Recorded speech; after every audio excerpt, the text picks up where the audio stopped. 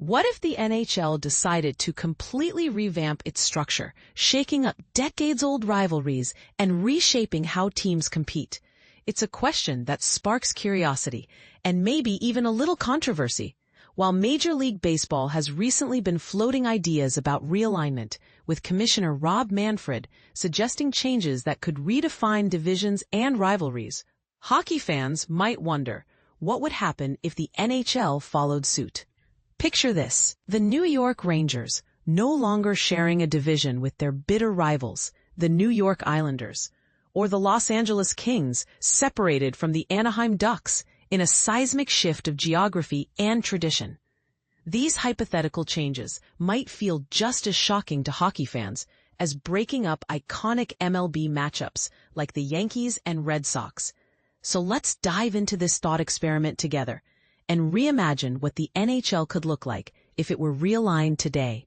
The NHL's current four-division format isn't broken by any means, but it's certainly showing its age. When the league last restructured in 2013, franchises like the Vegas Golden Knights and Seattle Kraken didn't exist, and the Arizona Coyotes were still known as the Phoenix Coyotes.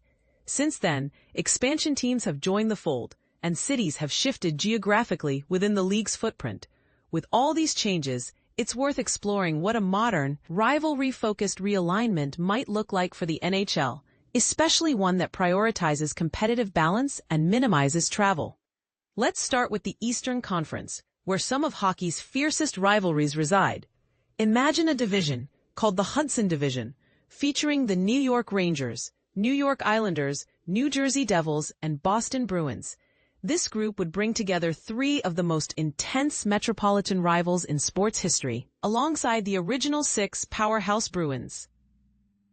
Every matchup here carries decades of animosity and unforgettable moments, from Rangers versus Islanders clashes to the fiery battles between the Rangers and Devils. And let's not forget the classic Bruins-Rangers showdowns, steeped in tradition. From a logistical standpoint, this alignment works beautifully too. All four teams are based in the Northeast, meaning shorter flights and fresher legs for players during grueling seasons. Moving southward, we'd have the Atlantic Division, home to the Philadelphia Flyers, Pittsburgh Penguins, Washington Capitals, and Carolina Hurricanes. This collection builds on existing Metropolitan Division rivalries that fans already love. The Flyers-Penguins rivalry is legendary, while the Penguins-Capitals face-off has defined an entire era of hockey thanks to superstars Sidney Crosby and Alex Ovechkin. Meanwhile, the Hurricanes fit neatly into this mix due to their shared history with these teams from their time in the Metropolitan Division. Geographically, this division keeps travel manageable along the East Coast, stretching from Philadelphia down to Raleigh and slightly westward to Pittsburgh. Next up is the Great Lakes Division, which brings back one of hockey's oldest rivalries, the Chicago Blackhawks versus the Detroit Red Wings. Their century-long feud may have cooled since the Red Wings moved out of the Western Conference in 2013, but placing them back in the same division reignites the flames. Joining them would be the Minnesota Wild, Columbus Blue Jackets, and perhaps even a renewed regional rivalry between Detroit and Columbus along I-75. All four teams sit comfortably in the Great Lakes or Upper Midwest region, ensuring minimal travel for divisional games. Now, let's turn our attention northward to the Canada East Division, featuring the Montreal Canadiens, Toronto Maple Leafs, Ottawa Senators, and Buffalo Sabres. This quartet oozes history and passion. The Canadiens-Maple Leafs rivalry is one of the most storied in sports, blending pride and nostalgia for two original six franchises.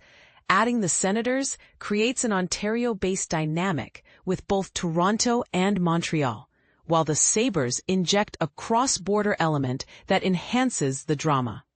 Travel-wise, this division couldn't be cleaner, with all teams connected via Highway 401 and the Peace Bridge linking Buffalo to Ontario. Fans in this division would pack arenas night after night, eager to witness must-watch hockey fueled by generations of bad blood. Switching gears to the Western Conference, we find the Canada West Division, a true gauntlet of Canadian pride. Here, the Calgary Flames and Edmonton Oilers reignite the Battle of Alberta, arguably the best rivalry in Canadian hockey. They're joined by the Vancouver Canucks and Winnipeg Jets, creating a division where every game feels like a national event.